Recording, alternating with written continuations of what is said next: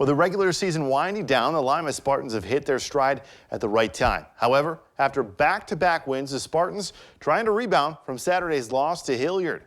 Over to the Lima Gymnasium, where the Spartans and Coach Quincy Simpson welcome the Trotwood Madison team here. Now, first half, the defense turning out the offense as Brandon Moore gets a nice steal and drives, pops out there, but Isaiah Wilson there, Johnny on the spot, gets the lay-in. Spartans up 6. Couple minutes later, Moore staying active. He gets the offensive board and finds Jaquel Cotton, who spots up and dials up the long-range 3. Lima up by 9 now. Late second quarter, off the inbounds. That's Wilson who muscles it up under the bucket for the 2. Spartans in total control. Right before the half, Trotwood with full court press, but the Spartans beat it to perfection. Jagger Hutchins finds Javion Walton in the corner. He rises up and buries it. They win this one 66-51. With a win, they move to 14-6. Elida Bulldogs hosting the Bluffton Pirates. Bulldogs with 7 wins on the season, but 5 of those coming at home. Pirates third in the NWC and third in scoring at 58 a game. First quarter, Pirates Carson Soper with the board and long pass down court up to Wade Ginther, who stops, uses a smooth cross to get by the defense and sinks the floater. Bluffton up 4. Pirates greedy for more, though, as Soper all by himself drains the triple try in the corner. 8-point lead now. Bulldogs with urgency, though, as Amari Wash coast to coast for the lay-in, but the lead's still at 9 for the road team. Pirates in that efficient offense clicking, though, as Terrence Boblet gets it to Ginther, who drives to the hole and scoops it for the score. But Elida's turn as Jackson Koval now using that screen to perfection. He drives hard to the cup and off the window. Elida with the comeback win in overtime, 56-53. To the bathtub, where the Wildcats host the St. John's Blue Jays in a non-conference battle. In the opening quarter, Cameron Elwer works his way to the basket and draws the contact. St. John's leads by 1 after the free throw. Then it's Elwer showing off his range from downtown. The 3 ball's good, and the freshman finished with a game-high 27 points. Blue Jays up 2. Wildcats trying to answer back, though. Drake Craddock drives to the basket, finishes with the right. Bath trails 13-6. Later in the quarter, Jackson Foster gets the pass and hangs a 3 on the board. Home team now trails by 4. Then Mitch Barr finds Foster, and he gets the lay-in. Wildcats now down by 2. Here comes the comeback. But the Jays not letting up as Elwer hits Nolan Schwinnen. And the senior cans the tray. St. John's goes on to win this game 45-39.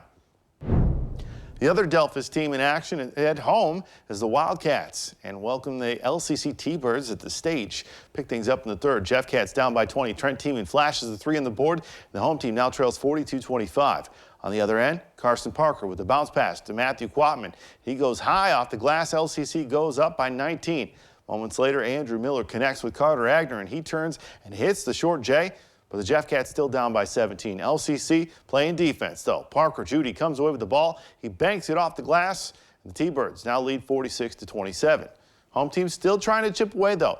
That's Levi Rudy. Drives baseline and gets the reverse lay-in. Jefferson trailing by 17, but LCC just too much tonight. As Billy Burke intercepts the pass, he goes down the court, spins, and puts it up and in. LCC goes on to win 68-48. At the Nest, more Fort Loramie action as the Redskins boys take on the New Bremen Cardinals. Picking it up in the third, Cardinals up 35-27, but Austin Plyman is there to intercept the pass. He takes it all the way to the rack.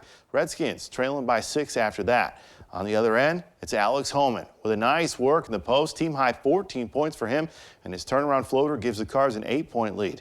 And the senior Caleb Maurer makes it look easy as he hits the jumper at the charity stripe. Game high 27 points for him for Fort Loramie, trailing by 8. Then Aiden Wehrman gets the assist. Easton Kaiser there buries that 3. Redskins trailing by 5 now. A few minutes later, no, it's not a replay. Wehrman again to Kaiser. And again, Kaiser nails the long distance triple. He had 16. Redskins fight back from 11 down to get their 16th win, 67-59. We have an NWC action in Herod.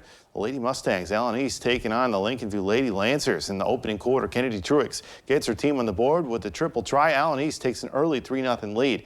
On the other end, Emerson Walker finds Michaela Jackman. She gets the lay-in. Lincolnview trails by 1 now. And let's run that back one more time. Walker connects with Jackman. Again, Lincolnview now takes a 1-point lead. Later in the quarter, Savannah Brooks decides to spot up for the 3-ball, and the junior hits nothing but net. Lady Mustangs now lead 20-9. And the home team continues to add on as Truex buries another 3-ball. Team high 16 for her tonight as Allen East wins their 14th game, 50-28. Over at the hangar, a battle of top-seeded teams in girls basketball here. Number 2, Fort Loramie, number 5, Marion Local. In the first, a real defensive battle here. Avery Brandaway gets the vicious block, and Ava Turner is going to scoop it. The other end for the first bucket of the game, 2-0. On the other end, Chloe Ronnebaum gets the steal, hits the spin, gets the bounce to go. Flyers get their first bucket. Off the rebound, Stella Hilsman gets the bucket and the board there. Down the mid-range jumper, Flyers down 2 now. Then Lindsay Koenig gets in the action. The senior makes a bucket in the paint in the first quarter, but Brandewie makes another defensive play. She takes a steal up court, dishes it to Skylar Albers. Another overtime win for Fort Loramie tonight, 46-40 the final.